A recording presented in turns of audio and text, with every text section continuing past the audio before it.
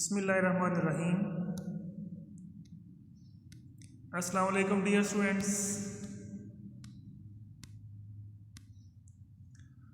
Accounting का आज lecture number 6 है हमारा। इसमें हम डिस्कस करेंगे अकाउंटिंग इक्वेशंस। अकाउंटिंग इक्वेशन क्या होती है, सबसे पहले इसकी डेफिनेशन लिख दें। The expression of the equality of an assets with its liabilities is called accounting equations. कि ऐसे एक्सप्रेशन या ऐसा इजहार जिसमें हम अपने असासा जात की कारोबार के जो असासे होते हैं, जो एसेट्स होते हैं, हम उनकी लाइबिलिटी से, उनकी जिम्मेदारी से, उनके वाजबात से जो इक्वालिटी को शो करते हैं कि हमारे कारोबार के जो असासे होते हैं और जो वाजबात होते हैं, उन दोनों को जो हम आपस में बराबर जो शो करते हैं, जाहिर करते हैं, उसको अकाउंटिंग इक्वेशन कहते हैं। जिस तरह मैथ की एक इक्वेशन होती है कि 2x + 3y = 1, इसी तरह अकाउंटिंग की भी इक्वेशन होती है। तो इसको हम नीचे एक इक्वेशन से जाहिर करते हैं। इसकी इक्वेशन है assets is equal to liabilities plus owners equity. कारोबार के जो एसेट्स होते हैं, जो असासाजात होते हैं, असासाजात वो चीज़ें जो कारोबार की अपनी ज़ाती हो, या जिनका कारोबार मालिक हो, और लाइबिलिटीज़ वाजबात होती हैं, और ओनर्स इक्विटी कैपिटल होता है जो ओनर की तरफ से कारोबार में सरमाया आता है, उसको ओनर्स इक्विटी कहते हैं। अब देखते हैं नेक्स्ट कि इक्विटी क्या होती है। The claim against the assets of the business is called equity. ये कारोबार के जो असासे हैं, उनके खिलाफ जो क्लेम होता है उसके ओनर का, वो इक्विटी होती है। कि कारोबार के ओनर का, कारोबार के मालिक का, जो कारोबार के असासों के खिलाफ अपना दावा करता है कि ये सारी चीज़ें मैंने दी हैं, मेरे बिहाफ पे जो है कारोबार में आई हैं, तो उन सबको हम इक्विटी का नाम देंगे। अकाउंटिंग इक्वेशन में एक और टर्म यूज होती है, quantitative change. Quantitative change the total value of assets and liabilities is of a business. कि क्वांटिटेटिव चेंज में क्या होता है कि मकदारी तब्दीली कहते हैं इसको, कि इसमें जो किसी भी कारोबार के एसेट्स और लाइबिलिटीज होते हैं, उनकी जो टोटल वैल्यू होती है, जो टोटल मकदार होती है, उसमें चेंज जो तब्दीली होती है उसको क्वांटिटेटिव चेंज करते हैं। कि उनकी असासों की या लाइबिलिटीज़ की जो टोटल क्वांटिटी होती है वो चेंज हो जाती है इसमें। और नेक्स्ट वन है इसमें क्वालिटेटिव चेंज, कि इसकी कोई क्वालिटी चेंज हो जाती है किसी चीज़ की कोई। दिस काज इंक्रीज और decrease in the different elements of assets and liabilities. Case में एसेट्स के और लाइबिलिटीज़ के जो मुख्तलिफ अनासर होते हैं, जो एलिमेंट्स होते हैं, उनमें इजाफा या कमी होती है, उसको कहते हैं क्वालिटेटिव चेंज। कि एसेट्स के जो मुख्तलिफ एलिमेंट्स हैं, उनमें जो भी तब्दीली होगी, या लाइबिलिटीज़ के जो एलिमेंट्स हैं उनमें जो तब्दीली होगी, उसको हम क्वालिटेटिव चेंज का नाम देंगे। नेक्स्ट है इसमें important accounts in accounting. Accounting में हमने बहुत सारी टर्म्स पढ़ी थी, उनमें कुछ अकाउंट पढ़े थे हमने, और इसमें 5 ऐसे अकाउंट हैं जो बहुत ही इंपॉर्टेंट है, जिनका इस्तेमाल पूरी अकाउंटिंग में होगा। कि आगे हर चैप्टर में उन्हीं का इस्तेमाल होगा, पूरी अकाउंटिंग उन्हीं पे जो है ना वो चलती रहेगी। तो वो कौन से अकाउंट है? सबसे पहले उसमें एसेट्स, सेकंड है इसमें लाइबिलिटीज़, थर्ड है इसमें कैपिटल, नेक्स्ट एक्सपेंसेस, और नेक्स्ट इनकम और रेवेन्यू। एसेट्स क्या होते हैं? जो कारोबार के असासाजात होते हैं, जो कारोबार की अपनी ज़ाती चीज़ें जिनका कारोबार मालिक हो। लाइबिलिटीज़ क्या होगी? उसके वाजबात वगैरह, उसकी जिम्मेदारियाँ। कैपिटल वो चीज़ें होती हैं या वो रकम होती है जो कारोबार के ओनर की तरफ से कारोबार में आती है, उसको हम कैपिटल का नाम देते हैं। इसको हम ओनर्स इक्विटी भी कह सकते हैं। एक्सपेंसेस, बिजनेस के जितने भी एक्सपेंस होंगे, अखराजात होंगे कारोबार के जितने भी, वो सारे इसमें आ जाएंगे। और लास्ट में इनकम और रेवेन्यू, ये आमदनी होगी कि कोई भी चीज़ कारोबार कहीं से रिसीव करता है या इसको कहीं से भी जो अमाउंट रिसीव होती है वो इसकी इनकम होगी। आगे इन अकाउंट्स में क्या क्या चीज़ें आती है वो देखते हैं हम। सबसे पहले इसमें एसेट्स। एसेट में क्या क्या आता है? इसमें आ जाता है कैश इन हैंड और कैश एट बैंक। कि 2 तरह का कैश होता है बिजनेस में, एक जो हर वक्त मौजूद हो ऑफिस में, उसको हम कैश इन हैंड कहते हैं, और जो कैश बिजनेस का बैंक में होता है उसको हम कैश एट बैंक कहते हैं। नेक्स्ट है इन्वेस्टमेंट। अगर कारोबार ने कहीं पे सरमायाकारी की हो तो वो भी हमारा एसेट होगा, कि कहीं पे किसी दूसरे के बिजनेस में इन्वेस्ट किया हो तो वो जो पैसा होगा वो भी कारोबार के लिए एसेट होगा। स्टॉक और गुड्स, कारोबार की जितनी भी चीज़ें होंगी, चाहे वो सेल होगी या भी कुछ स्टॉक बचा हुआ है, उनको वो हमारा एसेट होगा।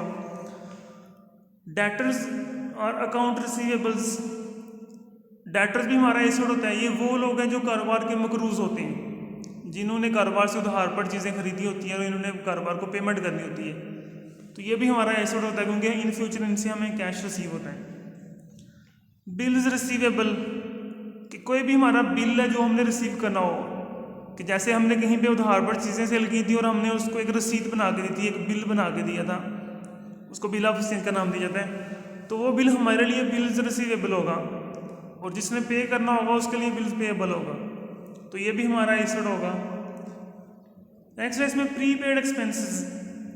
प्रीपेड एक्सपेंसेस वो एक्सपेंसेस होते हैं जो हमने एडवांस में अदा कर दिए हों, कि ऐसे अखराजात जो हमने एडवांस में किसी को पे कर दिए या अदा कर दिए हैं, उसको हम प्रीपेड एक्सपेंसेस कहते हैं। कि अभी हमारा एक्सपेंस नहीं हुआ बिजनेस का, तो हमने पे पहले ही कर दिया है, तो वो भी हमारा एसेट से होगा। जैसा कि हमने कोई बिल्डिंग हायर की है बिजनेस स्टार्ट करने की, तो उसका हमने 1 साल का रेंट एडवांस में अदा कर दिया, तो अब पूरा साल हम उसको कुछ भी नहीं देंगे, तो वो हमारे लिए एक्सपेंस क्या बन जाएगा, प्रीपेड एक्सपेंस, और उसको हम एसेट्स में लिखेंगे। नेक्स्ट है पेटेंट। पेटेंट होते हैं कि हमने किसी चीज़ को बनाने के जो डॉक्यूमेंटेशन है गवर्नमेंट से जो है ना वो अप्रूव करवा लिए, गवर्नमेंट से रजिस्ट्रेशन करवा लिए, लाइसेंस परचेज कर लिए, कि अब उस वो हमारे अलावा कोई दूसरा बंदा उसको मैन्युफैक्चर नहीं कर सकता या सेल नहीं कर सकता, कि हम ही उस चीज़ को सेल करेंगे या हम ही उसको मैन्युफैक्चर करेंगे, तो ये होता है पेटेंट, कि हमने कोई लाइसेंस वगैरह परचेज किया हुआ इसका। नेक्स्ट इसमें लैंड। लैंड जो कारोबार की अपनी ज़मीन होगी जहाँ पे कारोबार शुरू किया हुआ है, या जो भी इसके साथ जो कारोबार की अपनी ज़मीन होगी वो सारी एसेट होगी उसका। बिल्डिंग्स, जितने भी कारोबार की बिजनेस की बिल्डिंग्स वगैरह होंगी वो सारा उसका एसेट होगा। फर्नीचर, मशीनरी, प्लांट, ये वो सारी चीज़ें जो कारोबार की अपनी जाती होंगी, जो उसमें फर्नीचर इस्तेमाल हो रहा है, मशीनरी वगैरह उसके पास, प्लांट है उसके पास कुछ चीज़ें बनाने के लिए, जैसे फैक्ट्रीज में प्लांट होते हैं चमड़ा साफ करने के लिए या मुख्तलिफ चीज़ों को बनाने के लिए, तो ये हमारा एसेट होगा। मोटर व्हीकल्स, किसी भी तरह की कोई गाड़ी बिजनेस में इस्तेमाल हो रही है तो वो भी उसका एसेट होगा। जैसे जो मैनेजर होता है उसके लिए जो बिजनेस की तरफ से उसको कार वगैरह दी जाती है, कन्वेंस दी जाती है, या उसके जो लेबर होती है बिजनेस में जो कामगार होती है उनके लिए बस वगैरह अरेंज की जाती है कारोबार की तरफ से, बिजनेस की तरफ से, तो वो जो कोई भी गाड़ी होगी जो कारोबार के लिए हम इस्तेमाल करेंगे उसको भी वो भी एसेट होगा हमारा। गुडविल, गुडविल शोहरत होती है, जैसा कि शोहरत एसेट कैसे होगी कि दो का बिजनेस है फ़र्ज़ किया आमने सामने, दोनों एक ही चीज़ बना रहे हैं, तो उन दोनों में से जो ज़्यादा मशहूर होगा उसके बाद उसके कस्टमर ज़्यादा होंगे, तो वो होगी उसकी गुडविल। नेक्स्ट है लूज टूल्स। लूज टूल्स होते हैं जो औजार वगैरह होते हैं, बिजनेस में मुख्तलिफ तरह के औजार वगैरह इस्तेमाल करते हैं, टूल्स वगैरह, उनको हम जो ना वो एसेट कहते हैं, तो ये सारी चीज़ें हमारी एसेट्स हैं। नेक्स्ट है इसमें लाइबिलिटीज़, वाजबात या ज़िम्मेदारी हैं, ये कौन कौन सी होंगी? इसमें सबसे पहले आ जाता है क्रेडिटर्स और अकाउंट पेएबल। क्रेडिटर्स या अकाउंट पेएबल वो लोग होते हैं जिनसे हमने उधार पर कोई चीज़ खरीदी होती है या जिनसे हमने कोई कर्जा लिया हो, तो उनको वो कारोबार के ऊपर ये लाइबिलिटी होती है, ये जिम्मेदारी होती है कि उनको वो फ्यूचर में पे करे। ठीक है, कारोबार इनका मकरूज होता है। जैसे एसेट्स में हमने पढ़ा था डेटर्स और अकाउंट रिसीवेबल, तो डेटर्स वो लोग थे जो कारोबार के मकरूज होते हैं, तो क्रेडिटर कौन होंगे जिसका कारोबार मकरूज होगा। नेक्स्ट है इसमें बिल्स पेएबल, कि कारोबार ने कोई भी बिल किसी को अदा करना हो तो वो भी लाइबिलिटी होगी इसकी। Next bank overdraft. Bank overdraft होता है कि बैंक से हमने अपने अकाउंट से ज़्यादा रकम निकलवा ली है, तो जितनी रकम हमने अपने अकाउंट से ज़्यादा ली है वो बैंक ओवरड्राफ्ट होगी। फॉर एग्जांपल मेरे अकाउंट में 10,000 है और मैंने बैंक से निकलवा लिया 15,000, तो 10,000 तो मेरे अकाउंट से उन्होंने माइनस किया, तो जो ऊपर उन्होंने 5,000 मुझे एक्स्ट्रा दिया है वो क्या होगा, ओवरड्राफ्ट। तो ये बैंक कुछ मखसूस अकाउंट होते हैं जिनमें बैंक अलाउ करता है कि वो अपने अकाउंट से ज़्यादा रकम ले सकते हैं। जैसे क्रेडिट कार्ड से लोग शॉपिंग करते हैं, तो बाद दफ़ा ऐसा होता है उनके अकाउंट में रकम कम होती है लेकिन वो शॉपिंग ज़्यादा कर लेते हैं, तो बैंक उनकी पेमेंट कर देता है, तो वो जितनी रकम एक्स्ट्रा दी होती है वो बाद में बैंक को वापस करनी होती है, वो बैंक ओवरड्राफ्ट होता है। नेक्स्ट इसमें बैंक लोन, बैंक से अगर कोई कर्जा वगैरह लिया हो कारोबार ने तो वो भी इसके ऊपर लाइबिलिटी होगी, इसके ऊपर जिम्मेदारी होगी इसकी कि वो वापस करें इसको।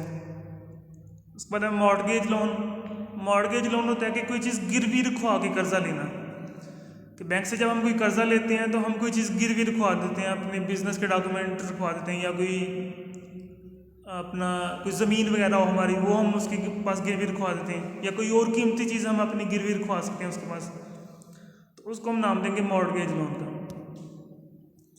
नेक्स्ट है आउटस्टैंडिंग एक्सपेंसेस। आउटस्टैंडिंग एक्सपेंसेस वो होते हैं जो हमने एक्सपेंस कर लिए हुए लेकिन अभी तक अदा नहीं किए, ऐसे अखराजात जो खर्च हो चुके हैं, कैसे जो हमने कर लिए लेकिन अभी तक अदा नहीं किए, अभी तक पे नहीं किए, उनको हम आउटस्टैंडिंग एक्सपेंसेस का नाम देंगे। तो ये भी हमारी लाइबिलिटी होती है। एसेट्स में हमने पढ़ा था प्रीपेड एक्सपेंसेस। प्रीपेड वो होते हैं जो एडवांस में पे कर दिए हों, वो हमारा सासा बन जाते हैं, और जो हमने एक्सपेंस कर लिए हों लेकिन अभी अदा ना किए हों तो वो हमारी लाइबिलिटी बन जाती है, उनको हम आउटस्टैंडिंग का नाम देंगे। तो ये हमारी लाइबिलिटीज थी। नेक्स्ट थर्ड था अकाउंट में कैपिटल। कैपिटल के अंदर कोई चीज़ नहीं आती है, सिर्फ एक ही हेडिंग होगी कैपिटल। ये वो अमाउंट होती है या वो चीज़ होती है जो ओनर की तरफ से बिजनेस में आए, कारोबार के मालिक की तरफ से, चाहे कारोबार में कैश आ रहा है या कोई चीज़ आ रही है, फर्नीचर आ रहा है, मशीनरी आ रही है, बिल्डिंग वगैरह कुछ भी कारोबार के ओनर की तरफ से आ रहा है, तो वो कारोबार में हम उसको कैपिटल का नाम देंगे। नेक्स्ट था अकाउंट में एक्सपेंसेस, अखराजात। अखराजात कौन कौन से होते हैं, इसमें सैलरीज एंड वेजेस कि जो अपनी एम्प्लॉयज़ को हमने तनख्वाह देनी होती है या वेजेस उजरत वगैरह देनी होती है, वो एक्सपेंस होगा इसका। पोस्टेज एंड टेलीग्राम कि ख़त व किताबत के जो अखराजात होते हैं। उसके बाद कमीशन, कमीशन होती है कि कुछ कंपनीज़ ने एजेंट हायर किए होते हैं जो चीज़ें सेल करवाते हैं उसकी कंपनीज़ की, तो उनको जो मुआवजा मिलता है उसको कमीशन का नाम दिया जाता है, तो ये भी एक्सपेंस होता है कंपनी के लिए, बिजनेस के लिए। टेलीफोन चार्जेस, ट्रांसपोर्टेशन चार्जेस कि ट्रांसपोर्ट के जो जितने भी अखराजात होते हैं कि चीज़ों को एक जगह से दूसरी जगह भेजने के लिए जो है ना वो ट्रांसपोर्टेशन का इस्तेमाल करते हैं, तो उसके एक्सपेंसेस जो है ना वो कारोबार के लिए एक्सपेंसेस होंगे। डिस्काउंट पेड कि किसी को डिस्काउंट वगैरह दिया जा रहा है तो वो भी एक्सपेंस होगा इसके लिए। एडवर्टीजमेंट ये होता है तशहीर करवाना कि अपने कारोबार के जो हम इश्तहार पे जो ऐड देते हैं या फ्लैक्स वगैरह बनवा के मुख्तलिफ जगह पे जो है ना वो फिक्स करते हैं, तो वो जो एक्सपेंसेस होंगे वो एडवर्टीजमेंट होंगे। प्रिंटिंग एंड स्टेशनरी, प्रिंटिंग के जो हमारे अखराजात होते हैं, स्टेशनरी के जो स्टेशनरी वगैरह बिजनेस में इस्तेमाल होती है खत किताबत के लिए, वो सारे एक्सपेंस जो है ना एक्सपेंस में आ जाएंगे। रेंट एंड टैक्सेस कि रेंट अदा करना हो बिल्डिंग का या किसी और रूम का या किसी और चीज़ का। उसके अलावा टैक्स जो देती हैं चीज़ों पे या बिल्डिंग पे या इनकम पे। इंश्योरेंस कि कोई भी कारोबार हो उसने इंश्योरेंस करवाई होती है या वो अपनी चीज़ों की इंश्योरेंस कराता है कि उसने अपनी चीज़ें सेल करने के लिए भेजनी किसी दूसरी जगह पे, तो वो उनकी इंश्योरेंस करवा लेता है, तो वो भी कारोबार के लिए एक्सपेंस होगा। रिपेयर्स कि कारोबार में मुख्तलिफ चीज़ों की जो रिपेयर्स वगैरह होती है, मशीनरी या फर्नीचर की जो रिपेयर वगैरह होगी वो एक्सपेंस होगा इसका। कस्टम ड्यूटी कि अगर हम कोई बाहर से चीज़ें इंपोर्ट करते हैं या एक्सपोर्ट करते हैं तो उनके ऊपर जो गवर्नमेंट को टैक्स दिया जाता है उसको कस्टम ड्यूटी कहते हैं। इलेक्ट्रिसिटी बिजली के अखराजात। कैरेज, कैरेज होता है कि हम अपना सामान एक जगह से दूसरी जगह भेज रहे हैं, तो वो जो हमारे एक्सपेंसेस होंगे गाड़ी के सामान को जो लेकर जा रही है तो वो कैरेज होगा। बैंक चार्जेस कि बैंक ने कोई चार्जेस वगैरह ले लिए हैं, बैंक हमें मुख्तलिफ तरह की सर्विस प्रोवाइड करता है, जैसे हम बैंक के थ्रू सैलरी पे करते हैं या फीस अगर जो है ना बैंक के थ्रू कलेक्ट होती है तो वो सारे उसके बदले में बैंक कुछ चार्जेस लेता है, तो वो बैंक चार्जेस होंगे हमारे। पैकिंग चार्जेस कि बिजनेस में अगर कोई चीज़ें बन रही हैं तो उनकी पैकिंग पे मुख्तलिफ तरह के अखराजात आते हैं। तो ये कुछ एक्सपेंसेस मैंने लिखे हैं, तो अगर इनमें से कोई भी चीज़ आती है क्वेश्चन में तो वो एक्सपेंस की हेडिंग में हम लिखेंगे। और लास्ट होंगी इसमें इनकम, आमदनी। इनकम क्या होती है? इंटरेस्ट रिसीव्ड, कि कहीं से हमें इंटरेस्ट मिल रहा है, सूद हम ले रहे हैं या बैंक से मिल रहे हैं, हमारे डिपॉजिट मिल रहा है, या किसी और बंदे से हमें इंटरेस्ट रिसीव हो रहा है, तो ये हमारी इनकम होगी। रेंट रिसीव्ड, रेंट हम कहीं से ले रहे हैं, हमने कारोबार के कारोबार के पास 2 बिल्डिंग्स है, तो उसने एक जो है वो रेंट पे किसी को दे रखी, तो उसका जो रेंट हमें रिसीव होगा वो भी इनकम होगी। डिस्काउंट रिसीव्ड, कि कहीं से चीज़ें परचेज की तो उसके ऊपर जो हमें डिस्काउंट मिला तो वो भी हमारी इनकम होगी।